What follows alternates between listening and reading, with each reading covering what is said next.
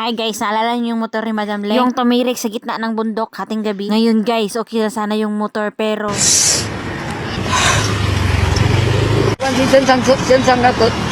hindi ko alam kung ano yung pinagsasabi dyan sa video. Pero nag-iyak yung bibi na disgrasya si Madam Leng guys. Mga around 11 siya na disgrasya. Kaso nasa trabaho pa man ako. Ito nga at nag-chat siya. Dinala daw siya sa ospital. Pupuntahan ko sana kaya nagpaalam ako sa aking supervisor na mag-undertime ako. Kasi masakit yung tiyan ko. Nag-iat ako 5 beses na. Kaso kulang yung acting ko. Binigyan lang akong gamot. Sabi niya mawawala lang daw agad yun. Mali yung paalam ko guys. Dapat sana sinabi ko na nakaiat ako sa aking pantalon. Kailangan ko tuloy pagpanggap hanggang pag-out ko na masakit yung pakiramdam ko.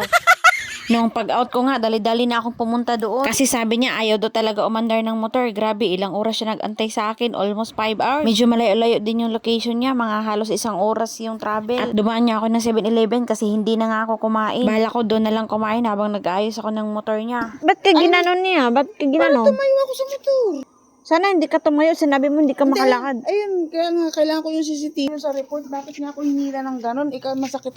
Na-x-ray na ng ospital si Madam Leng guys, pero wala naman siyang bali. Ay, salamat Lord, hindi siya masyadong napuruhan doon sa pagkabangga. Kaso, galit na galit nga kami kasi nung naipit siya sa motor, hinila siya nung nakabangga sa kanya. Kaya kailangan namin makitingnan yung CCTV. Pero bago yan, ay ayusin muna namin tong motor niya kasi yung plate number pumasok doon sa may gulong sa likod. Tsaka na ano yung gasolina, natapon. Kahit anong start daw niya ay ayaw talagang umandar. Kinain siya eh.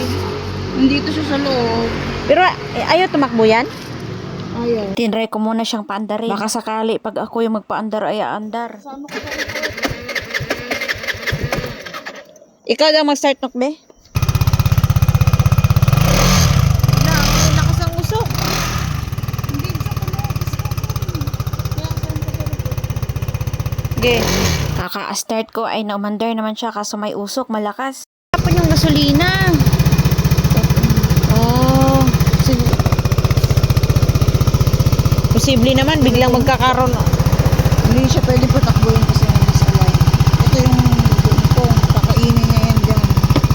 Iniisip ko saan galing yung usok. Galing ba doon sa gasolina o sa oil ba na napasok sa chamber? Inoobserbaran ko muna baka mawala lang. Dalawa lang naman ang sanhi ng pag-uusok ng motor na hindi liquid cool ha tulad nitong racing. It's either oil pumasok sa chamber or malakas yung binuga ng injector papasok sa chamber. Pero kung gasolina yon, itim sana yon. Pero bluish siya eh. Pinatay ko muna yung makina oy. Dito muna ako nag-focus sa nabingkong na mga tapaludo dito. Tinanggal ko yung shock kasi dito ata tumama yung bumper ng van. Tapos pagtama nahulog to si Madam Leng sa motor. Tapos yung upuan ng motor tumama sa likod niya. Natumba na siya tapos naipit na siya sa motor. Kaya ang iniinda niya ay yung likod niya talaga.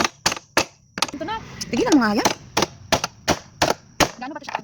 Yung pagpukpok ko ay may kasamang gigil na kasi gutom na ako talaga. Kasi wala pa pala akong hapunan. Buti na lang dumating na tong food panda. Nag-order ako Jollibee ay McDo pala. Wala Jollibee dito sa Taiwan guys, McDo lang. Pero yung McDo dito walang bintang kanin kaya bumili ako kanina sa 7-Eleven ng kanin. Di pa nga ako tapos kumain pero itong mga aso nakaabang na. Nagnganga. Ang daming aso dito sa Taiwan guys na yung pag-alagala ng aso pero matataba sila. Yung mga Taiwanese kasi likas na maawain sa mga aso, pusa, pinapakain nila yan. Balik tayo dito sa motor no, kailangan kong pukpuk yung bakal sa may tapalodo. Pinagtatanggal ko na din yung ibang mga tapalodo nito. Para mapukpok ko yung bakal ng mais, tinanggal ko yung isang shock. Tapos nung tuwid na, nilagay ko na ulit. Okay na yan. O yan, importante, mahalaga.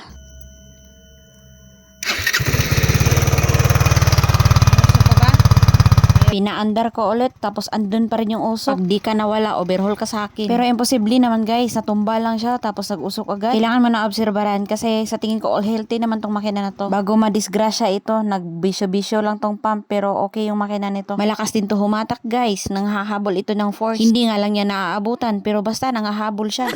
Astig talaga yung motor mo pag walang ano no ko. Alam mo yung parang jet? Pinapalakas ko na lang din yung loob ni Madam Leng na astig yung motor niya na walang tapalodo. Parang ang lakas-lakas. Sabi ko parang Jet SL yung pang racing na malakas na motor. Pagkatapos nga pala pinuntahan namin yung police station para tingnan namin yung CCTV. Tapos para magtanong na din kung ano yung gagawin sa kaso. Kasi kompleto man to siya. May lisensya man to siya. Buti na lang talaga meron kasi 36 NT na yung multa yan dito. Pag wala kang lisensya mag-drive ka ng motor dito sa Taiwan. Tapos pag wala kang lisensya kahit kasalanan mo pa ikaw pa magbayad kasi wala kang lisensya. So guys, ang nakita na namin sa CCTV napakalinaw talaga kasi dashcam mismo na nakabangga sa kanya. Dalawang magkasunod na traffic light yung dinaanan nila. Naka-green yung unang traffic light. Yung sa pangalawa nag-stop, nagpula siya. Naghinto si Madam Leng. Ang problema hindi napansin ng driver ng van na pula na pala. Kaya nabangga niya si Madam Leng. Kaya nakipagtalo din yung driver ng van na naka-go daw. Kasi yung unang traffic light lang yung napansin niya eh. Ang sabi ng police, after 1 month, balikan niya para sa compensation ng mga sira sa motor niya. Kasi yung kaso niya, parang pinorward pa daw sa saan ba yun? MBO. Basta yun na yun, hindi ko masyado naintindihan kasi hindi man ako marunong mag-chikwa. Basta after 1 month, babalik siya dito sa presinto na to. Parang mag-arigluhan silang dalawa. At kung ano yung mga babayaran sa kay Madam Leng. Kasi klaro man yun, kasalanan man yun niya. May record ako ng CCTV guys. Kasi pag play ng police sa computer, naka-record man ako sa video. Tapos huli na niyang sinabi niya na bawal pala i-upload.